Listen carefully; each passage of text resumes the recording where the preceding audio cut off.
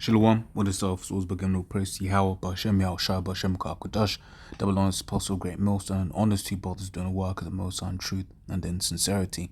Yahweh's raw name of whom the world ignorantly calls God, Jehovah, Yahweh, his raw name is Yahweh, and the Son's true name is Yahweh Shai. And when we pray Yahweh, Bahashem, Yahushua, Ba meaning in, Ha meaning the, and Shai meaning names, Yahweh, the name of Yahweh Shai. Of Dell's at the job, man. We all had to come in. Yeah, man, it was just like 6'7", 6'8". He's basically this tall ass Irish cat, man, geezer, right? Bloody crop top and a mini skirt on, man, tight ass mini skirt, man. And it was just, yeah, man, it was vexing, right? And obviously the scriptures come to mind, right? A lot vexed with the filthy conversation that we have here, right? The law, right? And the man shall not wear that which pertaineth unto a woman, right? And then the worst thing is, it's sort of like in the ancient world, that was you saw that was dealt with, right? But you had people that were just walking around like it was cool, whatever, what have you. But this was created a society that if you outwardly come out and say anything, you're done. Despite the fact that actually a lot more people, have issues with that than are willing to make out, right? Heard a story of someone I would have never expected to have had a problem with it, having a problem with it.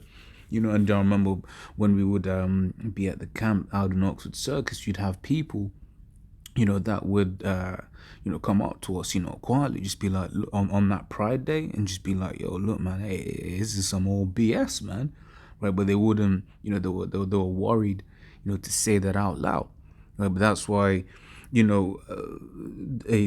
Lord has put the Spirit on us to basically come out here and, to curse out, all of the wickedness that happens in this world, right? This is Ezekiel 9. I'm going to start from 4. It says, and the Lord Yahweh said unto him, go through the midst of the city, through the midst of Jerusalem, set a mark on the foreheads of the men that sigh and that cry for all the abominations that be done in the midst thereof. And starting off with the apostles on down, that's what we do. We go out there at the camp, right? We sigh and we cry, for all of these different abominations that are happening in the world. Because what we're seeing ain't right. Esau may make it seem like it's right, but it ain't right, right? Seeing a man, like I said, it was sickening, man. It was sickening, right? I did my best not to, not to be seen, would you call it, near this individual, right? Because we had to go out for like a team thing or whatever, what have you. And I was like, look, man, before someone, took a picture, right, and was like, oh, as if man's condoned. Oh, man, look, man, the Lord needs to come back and burn this place, right? Burn this place and burn Esau with it, right? Burn all the works that are done, in this wicked ass place, man. This is 2 Peter 3 from 10. It says, but the day of the Lord will come as a thief in the night, in the which the heavens shall pass away with a great noise, and the elements shall melt with fervent heat, right? And the earth also, and the works that are therein shall be burnt up. All of these different things that this man Esau has basically, created and set up, right? All of these different philosophies, feminism, alphabetism, all of these wicked isms that he's created, they're going to be burned up when the Lord comes, right? Which is why we're watching and we're praying and we're observing the times in the hope that the Lord can come and do his thing, right? Verse 11 says, seeing then that all these things shall be dissolved, what manner of persons ought ye to be in all holy conversation and godliness, right? Suppose being a spirit, right, of cursing this place out, right? Obviously, at the job, you ain't, the scriptures basically speak about being wise as a serpent and harmless as a dove, right? Being wise is basically, at the job, you watch what you say, right? However, when it comes to the camp, when it comes to the videos, right? Hey, we can't hold back, right? And hey, if a colleague comes up at the camp, hey, you say what the Spirit deems right that you say.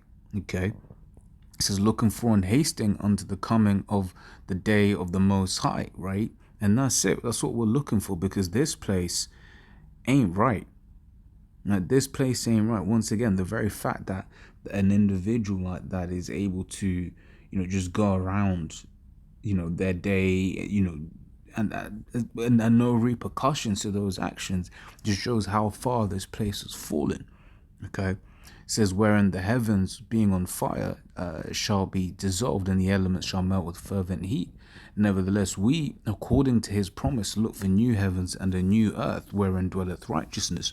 And that's, once again, that's it. Because, as I was telling the story, I can already imagine Akim was just like, yo, we need to get up out of here. And that's it.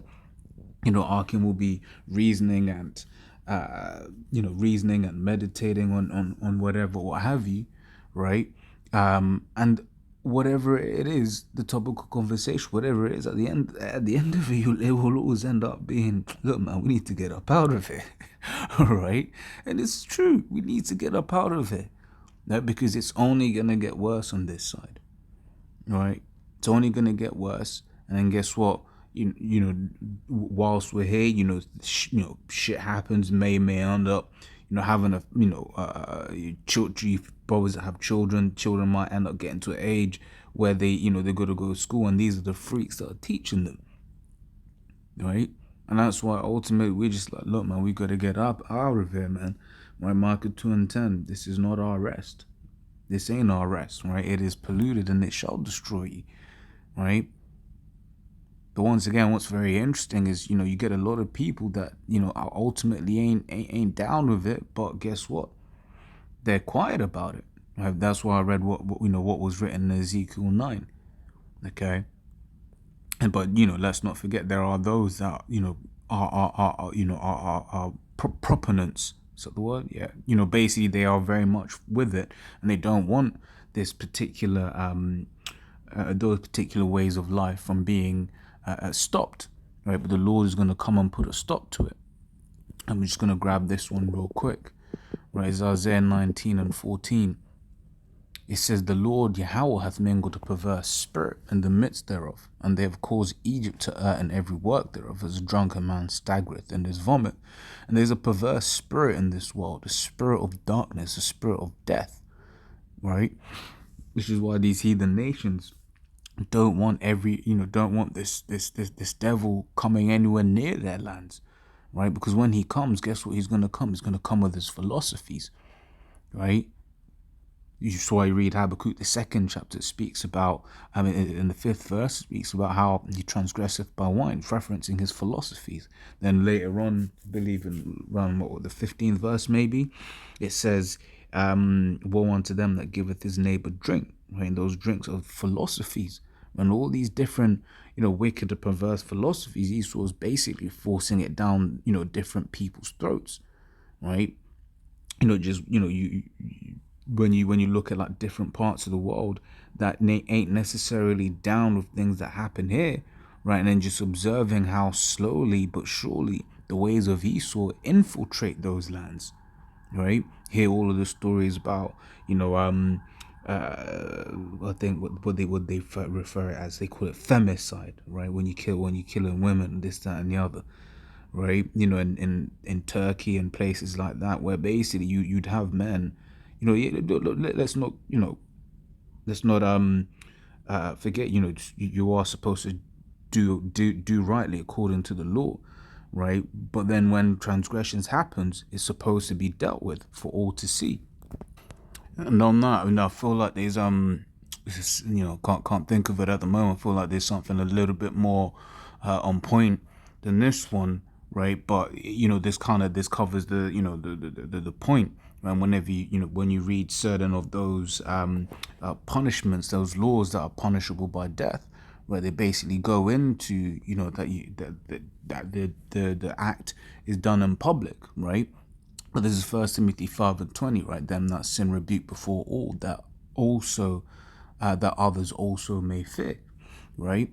And then when you think about how some of the ways, for these actions that are happening freely in this world, some of the things, some of the way that people were put to death, right? It was horrible, man, right? Does this one have? No, this one just says they should be put to death.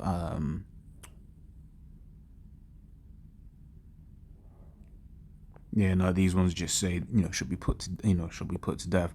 But yeah, then you also get like shall be stoned, and you look at, like, for instance, a priest's daughter, which was a priest and his wife, his daughter rather. If a priest's daughter is is a whore or something like that, like, so if I get off the top of my mind, she was supposed to be burnt. And let me just get that real quick. Burn, fire. No, it's 200.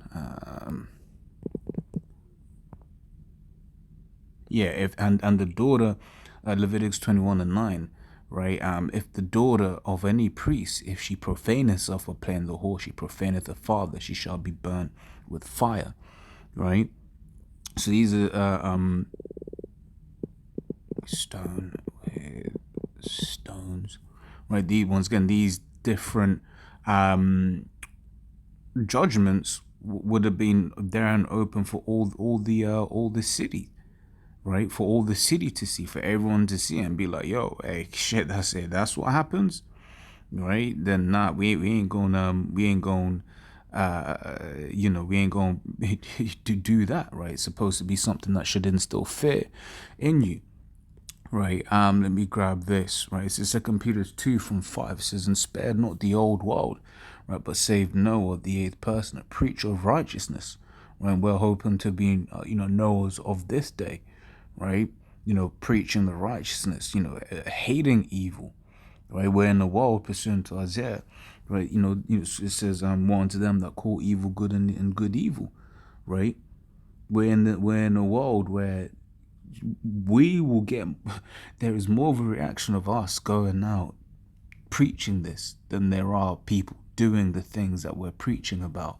Now, we live in a world where women just straight up kill their children, man, kill their children, and then they get, when they speak about it, they get called brave and whatever, and you call them a murderer. Yo, you getting thrown under the bus. You're getting thrown under the bus and maybe losing your job or whatever, what have you. Yet she killed a man, right? She killed one of the creations of the Most High. But that's just the world we live in, right? And back in the time of Noah, wickedness, like that was happening.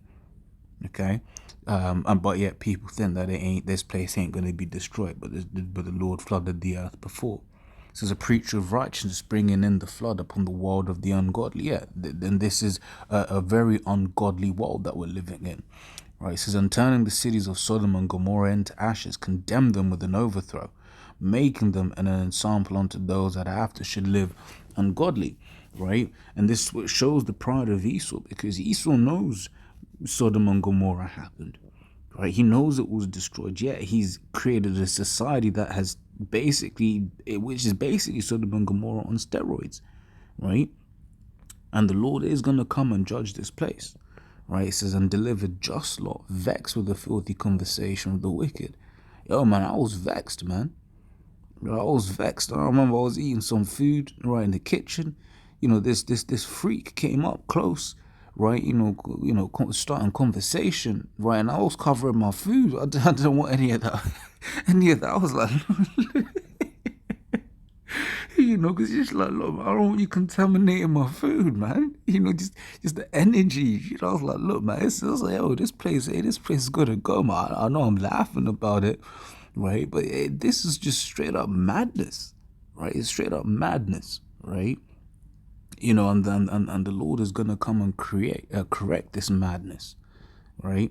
It says, for that righteous man dwelling, which conversation, by the way, here is anastrophe, right? Manner of life, conduct, behavior, right? So vexed with the manner of life of the wicked, right? So the things that they do, right? The fact that these men will be managers over you, right? These men will be telling you what to do, right? This man might be there was a documentary, there's a Channel 4 here in the UK, where basically this particular individual like dressing up as a dog, right? But this guy might be your manager, like dressing up as a dog, right? You know, and you can imagine if he's dressing up a dog, what kind of weird shit other shit he's doing. Yet that guy might be, giving you a performance review, might be telling you that you're not good enough for a job. All right, here it is. He can't even. He should be put down like a dog, right? But he's telling you what to do, right? That's a vexation. This is, and in fact, whilst on that, right, let's just grab this real quick. This is Ecclesiastes 7:7. It says, "Surely oppression maketh the wise man mad, right, and the gift destroyeth the heart." Right, so oppression maketh a wise man mad, right? Which is why we hate this place. But guess what? Those that aren't wise haven't got an issue. Like, they may be like, I don't like that, right? But then when you tell them, that actually this is the punishment for that action, they're gonna be like, oh no, that's a bit far though, whatever, what have you. Why? Because they're still in this world, in this place, right, mentally, right, which is what it means by when it says arise and depart, right? Arise and depart spiritually. Right, scriptures also say that friendship with the world is enmity with the Most High, right? Because once again, this world is completely contrary to the ways of Yahweh Shem Yahushai. Okay, did we finish this? Yeah, that's pretty much the point on that, right? And I'm just gonna finish this on this. 2 Ezra 15:5. Behold, saith the Lord, I'll bring plagues upon the world, the sword, famine, death, and destruction. So all of this death that the Lord is about to bring, man, right? Why is He gonna bring it? Right? Because when you read Daniel the 12th chapter, it says 12th chapter, first verse, Jeremiah 30:7, right? This basically speak about a time like that hasn't been on earth before, right? But why is the Lord gonna bring a time like there hasn't been on earth before, right? Verse 6 has the answer. It says, "For wickedness hath exceedingly polluted the whole earth, and their hurtful works are fulfilled." Right? So the Lord is basically saying, this wickedness has gone too bad. It's gone too much. Right? Once again, man, you'll see you legit have men that have chopped off their innards, right? Rather their outwards, right? And made them into inwards, right? And then you can't even tell. It's so bad you can't even tell. Just straight up having to, send out prayers. Lord protects you from something like that. Back in the days, you'd have, chicks, let's say, growing up, you had chicks, would like to play sports or whatever. So they may, they were a chick or whatever, may have had it ever so slightly, let's say they had a little bit of a bicep. Nowadays, you see a chick with a bit of a bicep, you're like, nah. You start questioning shit, man. Start rummaging around for tampons and shit, man. Just to but once again, I'm saying this facetiously. Is that the word? I'm saying this jokingly, but this is actually what's happening in this world, right? And this is why the Lord has to destroy this world, which is why title this one "Burn Babylon, Burn." Right, and the Lord is gonna burn this place with fire. All right, so as always, that was edifying. Till next time, we say shalom.